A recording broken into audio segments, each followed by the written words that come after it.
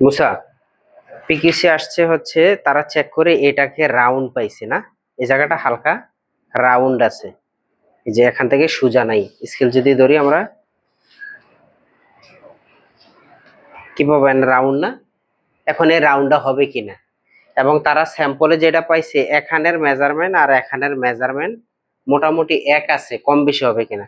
আমরা pattern check করছি, প্যাটার্নে দেখলাম প্রায় 1.5 সেমের মতো আপ ডাউন আছে, এই পার্টটা 1.5 সেম আপ ডাউন ঠিক আছে। এখন প্রশ্ন হইলো প্যাটার্নে তো সোজা আছে, প্যাটার্নে যখন আমরা কি করি, এই যখন এখান থেকে এটা যখন দেখি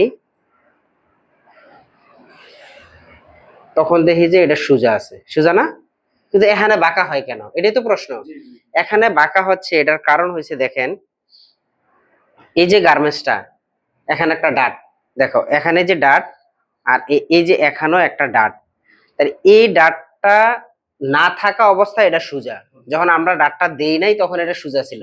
তো যখন ডাটটা এখানে দিচ্ছি তখন এই জায়গার ডাটের পরিমাণ কত, এখানে প্রায় 1.5 সিএম এর মতো হচ্ছে ডাট, এখানে 1.5 সিএম ডাট, আর এখানে কি জিরো, এবং এই মাঝখানে কি নাই, কোনো ডাট নাই।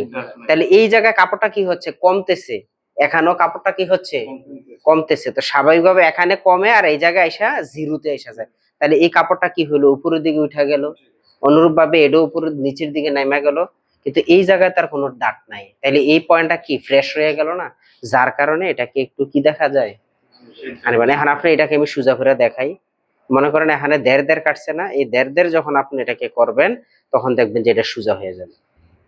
ক্লিয়ার? তার মানে এটা একটু বাঁকাই হবে, একটা টেকনিক্যাল পয়েন্ট। Thank you.